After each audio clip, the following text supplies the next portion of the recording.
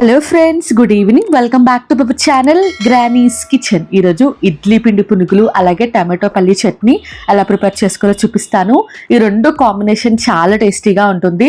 ఇంట్లో కొద్దిగా ఇడ్లీ పిండి ఉన్నప్పుడు ఎవ్వరికి సరిపోదు ఆ పిండి. అటువంటప్పుడు ఇలా పునుగులు వేసుకోండి, ఫ్యామిలీ అందరూ హ్యాపీగా ఎంజాయ్ చేస్తారు. డెఫినెట్గా ట్రై చేయండి. వీడియోలోకి వెళ్లే ముందు ఇడ్లీ పిండిలో హెల్త్ బెనిఫిట్స్ ఏంటో చూసేయండి.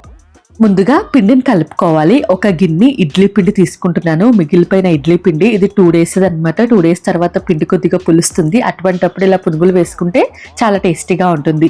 మిగిలిపోయిన ఇడ్లీ పిండిలోకి 1 కప్పు మైదా పిండి, 1 కప్పు బియ్యం పిండి యాడ్ చేసుకోండి.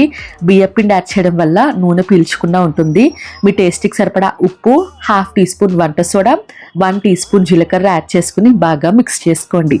బాగా మిక్స్ చేసుకున్న తర్వాత సరిపడినంత వాటర్ యాడ్ చేసుకుని బాగా మిక్స్ చేసుకోండి. మీకు కావాలంటే ఇందులోకి పెరుగు కూడా యాడ్ చేయొచ్చు. నేను పెరుగు యాడ్ చేయట్లేదు, వాటర్తోనే మిక్స్ చేసుకుంటున్నాను. వాటర్ యాడ్ చేసుకుంటూ మిక్స్ చేసుకుని పునుగులు వేసేటట్టుగా మనం ఈ పిండిని కలుపుకోవాలి. చూడండి, వీడియోలో చూపిస్తున్న విధంగా కన్సిస్టెన్సీ ఇలా ఉండాలన్నమాట. వాటర్ చూసుకుని యాడ్ చేసుకోండి. పిండి లూజ్ అయిపోతే మాత్రం ఆయిల్ పీల్చేస్తుంది. పిండి బాగా మిక్స్ చేసుకుని పక్కన పెట్టేసుకోండి. ఇప్పుడు చట్నీ ప్రిపేర్ చేసేసుకుందాం.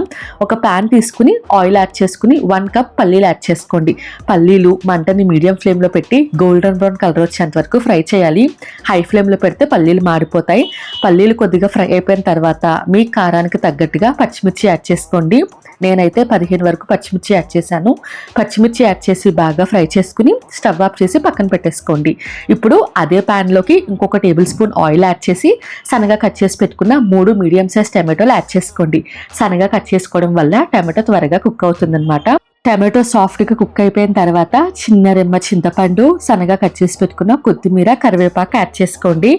కొత్తిమీర కరివేపాకు చక్కగా మగ్గించుకుని స్టవ్ ఆఫ్ చేసి పక్కన పెట్టేసుకోండి. కొత్తిమీర కరివేపాకు యాడ్ చేశాక అంత ఫ్రై చేయాల్సినంత అవసరం లేదు.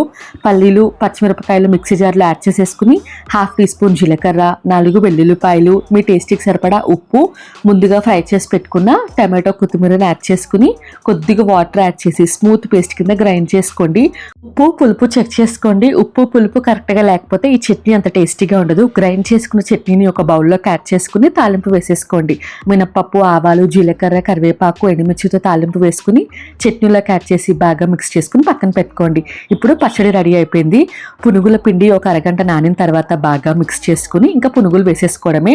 ఒక ప్యాన్లోకి ఆయిల్ యాడ్ చేసి ఆయిల్ బాగా హీట్ అయిన తర్వాత మంటని మీడియం ఫ్లేమ్లో పెట్టి పునుగులు వేసుకోండి. నేను చూపించిన విధంగా పునుగులు వేసుకోండి.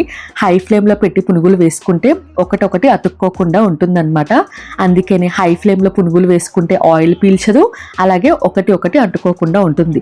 పునుగులన్నీ వేసిన తర్వాత నేను చూపిస్తున్న విధంగా మిక్స్ చేసుకుని బాగా ఫ్రై చేసుకోండి. అలా మిక్స్ చేసుకోవడం వల్ల పునుగులన్నీ ఈవెన్గా ఫ్రై అవుతాయి అన్నమాట.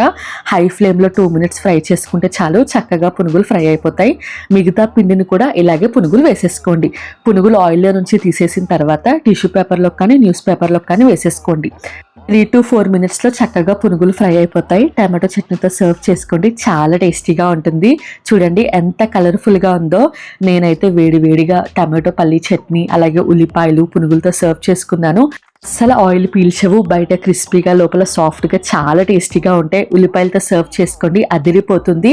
ఖచ్చితంగా ట్రై చేసి ఎలా వచ్చిందో కామెంట్ సెక్షన్లో కామెంట్ చేయండి. ఇటువంటి మంచి వీడియోస్ కోసం ఛానల్ని సబ్స్క్రైబ్ చేసుకోండి.